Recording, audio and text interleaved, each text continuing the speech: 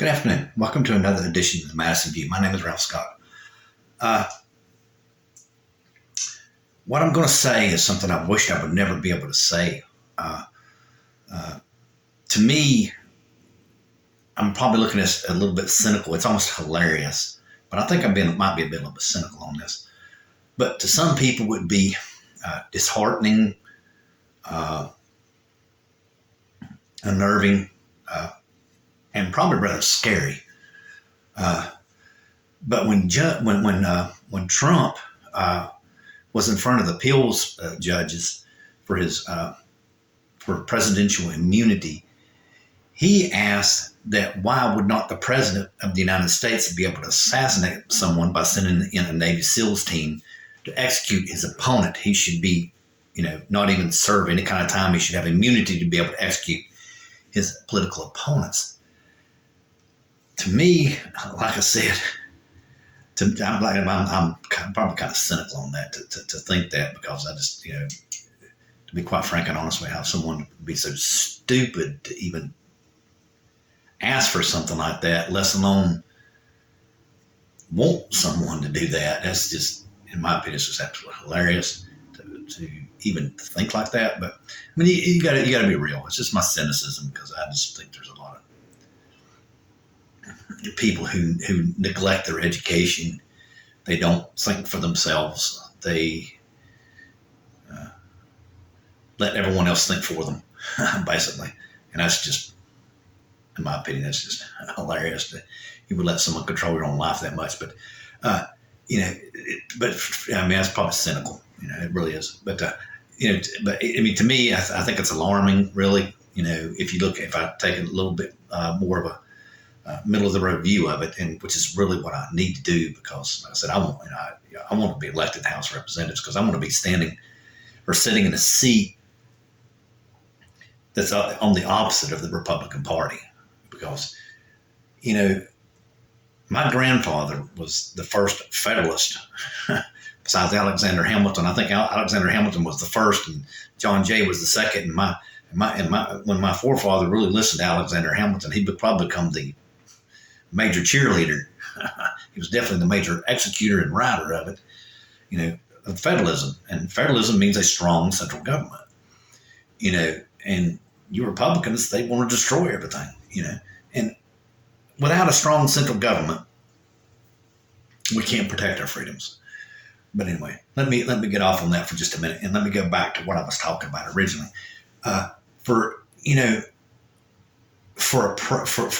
ex-president to ask for political immunity to execute his political opponents, in my opinion, is barbarism.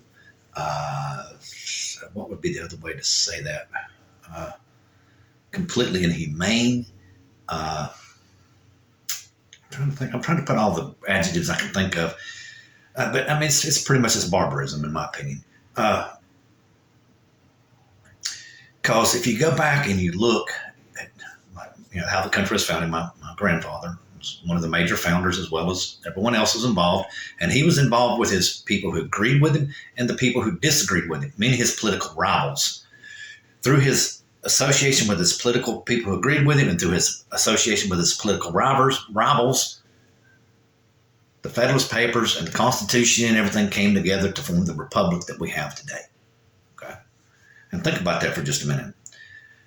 If you do not work with your rivals, as well as your people who agree with you, you're not going to come up with the correct policies and solution. Like I said many times in the previous videos, many times, if you do not understand the left point of view and you do not understand the right point of view, you ain't got a clue how to fix the thing. If you only understand the right point of view, you ain't going to fix nothing. You're going to piss everybody off on the left. If you only see everything's through the left, you're going to piss everybody off on the right. And the country's not designed like that. It's designed to be a democracy, meaning if you sit there and listen to most psychologists, they will tell you that when the group votes on something overall, they're probably right. Because you can go to these shows where these contestants are trying to figure out words. I can't remember what the name of that one show is. We're trying to figure out phrases or whatever, and they allow the audience to tell them what phrase is coming up next. You look at it about 95 to I think it's like 98% of the time, the overall majority of people are correct. They will figure out the right thing to do. And see, that's what a republic democracy is based on. It doesn't mean that somewhere along the line people can't go astray or they get lazy, which is basically what Aristotle said, many, many moons ago, that you want to be very careful with your democracy and with your republic, because if you aren't, then the wrong people get in position, and next thing you know, you're not going to have it. You need to be extremely careful. You need to participate in it, because if you don't, I think it was, I'm thinking John McCain's daughter said that people in America are sleepwalking into a dictatorship, but she's totally right, because they're not using their head and not using their mind. And think about this for just a minute, and what most people do not understand, and it's something that just really baffles me. They call themselves true patriots, and you would back killing your political opponent. Our founding fathers wouldn't even dream of that. I mean, that's so far beyond being patriotic. It's pathetic. Just again, I'll repeat, like I said in a statement that I made on the Facebook page. Without our differences, okay, that we had, because the Scottish, the French, the Germans, everybody in this country were at one time or another, when they were here from the colonies, one time or another in Europe, they were either in a power struggle or just outright enemies with each other. And they all had different religious points of view. So see what I'm saying? All this diversity of points of view and everything. What most people don't realize is it's probably every bit as dramatic back then as it is today. Everybody just don't realize that. The same problems that our founders face, we face on a daily basis. And see, that's a lot of people just don't get this. They think that everything is solved. The form of government is solved. But if we do not participate, like Aristotle said, if we do not participate, we're going to lose our democracy, okay? And without a democracy, I can't think how man can protect his family. You cannot guarantee your survival in an authoritarian regime. You just can't do it.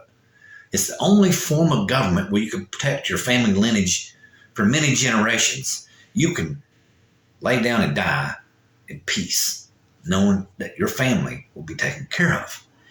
Because, like I said, that's something my James Madison researched history, and realized that there's just no other way to protect the family. There's no other way to protect your religion. There's no way to protect yourself, which is, like I said, you go back to the Declaration of Independence. You consider yourself a true patriot. Read that paragraph, okay? Read that second paragraph. It's the most famous paragraph in the world. Everybody's trying to copy that paragraph. And if you want to consider yourself a true patriot, you read that paragraph and you take that one sentence for sure in there, that government must derive its consent from the will of the people, or the government only governs through the consent of the people. That's exactly what it says in there.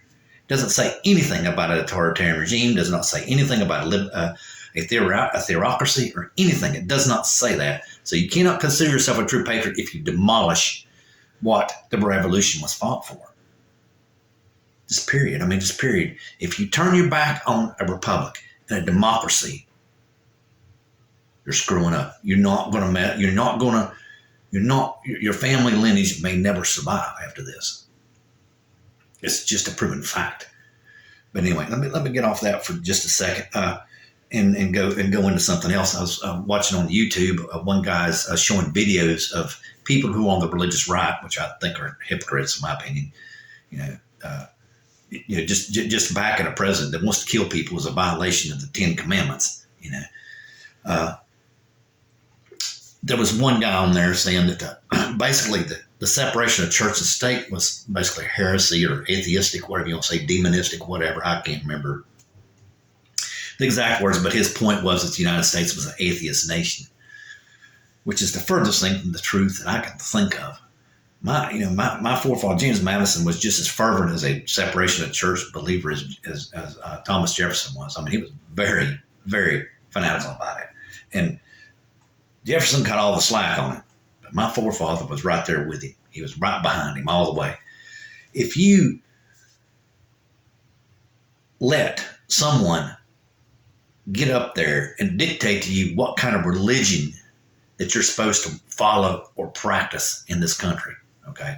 If they have a specific outline, I don't know if they have, if I think figure what it is they're going to have to believe like they do.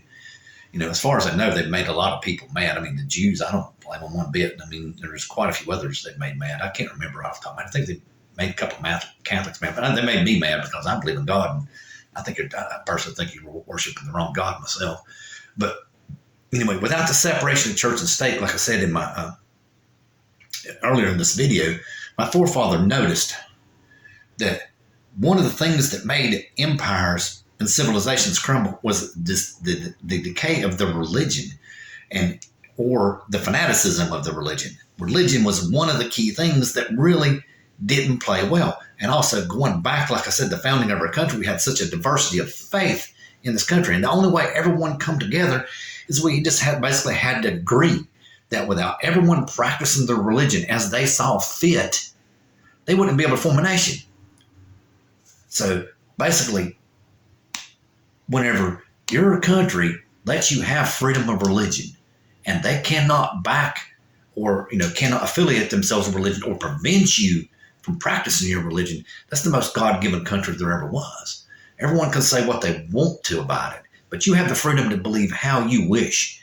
And the day we drop that is the day our republic becomes destroyed, because it's in the first sentence in the Bill of Rights for a reason. It is the most important amendment in the Bill of Rights, period.